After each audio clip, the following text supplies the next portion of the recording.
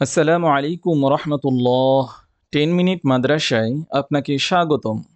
আজ আমরা লাইলাতুল কদর চেনার 13টি উপায় জানব ইনশাআল্লাহ।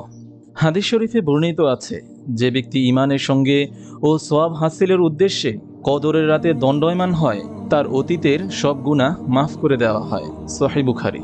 যে রাতে লাইলাতুল কদর হবে সে রাতের কিছু আলামত হাদিসে বর্ণিত আছে। সেগুলো হলো: নম্বর 1, এই রাতটি রমজান মাসে, আর এই রাতের ফজিলত কিয়ামত পর্যন্ত জারি থাকবে। নম্বর 2, এই রাতটি রমজানের শেষ দশকে। হযরত রাসূলুল্লাহ সাল্লাল্লাহু আলাইহি ওয়াসাল্লাম বলেছেন, রমজানের শেষ 10 দিনে তোমরা কদরের রাত তালাশ করো। সহিহ বুখারী। নম্বর 3, আর এটি রমজানের বেজোর রাতে হওয়ার সম্ভাবনা বেশি। হযরত রাসূলুল্লাহ সাল্লাল্লাহু আলাইহি ওয়াসাল্লাম বলেছেন, তোমরা রমজানের শেষ 10 দিনের বেজোর রাতগুলোতে কদরের রাত খোঁজ করো। সহিহ বুখারী। নম্বর 4, এ রাত রমজানের শেষ 7 দিনে হওয়ার সম্ভাবনা বেশি। রাসূলুল্লাহ সাল্লাল্লাহু আলাইহি ওয়াসাল্লাম বলেছেন, যে ব্যক্তি লাইলাতুল কদরের রাত অন্বেষণ করতে চায় সে যেন রমজানের শেষ 7 রাতের মধ্যে তা অন্বেষণ করে। নম্বর 5, রমজানের 27 রজনী লাইলাতুল কদর হওয়ার সম্ভাবনা সবচেয়ে বেশি। উবাই ইবনে কাব হতে বর্ণিত হাদিসে এসেছে, তিনি বলেন যে, আল্লাহর শপথ করে বলছি, আমি যতদূর জানি রাসূলুল্লাহ সাল্লাল্লাহু আলাইহি ওয়াসাল্লাম আমাদেরকে যে রজনীকে কদরের রাত হিসেবে কিয়ামুল লাইল করতে নির্দেশ দিয়েছিলেন তা হলো রমজানের 27তম রাত। সহিহ মুসলিম।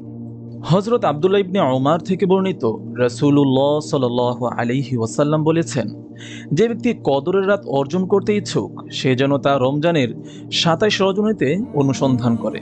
কদরের রাত হওয়ার ব্যাপারে সম্ভাবনার দিক থেকে পরবর্তী দ্বিতীয় সম্ভাবনা হলো 25 তারিখ, তৃতীয় হলো 29 তারিখ, চতুর্থ হলো 21 তারিখ ও পঞ্চম হলো 23 তারিখের রজনী।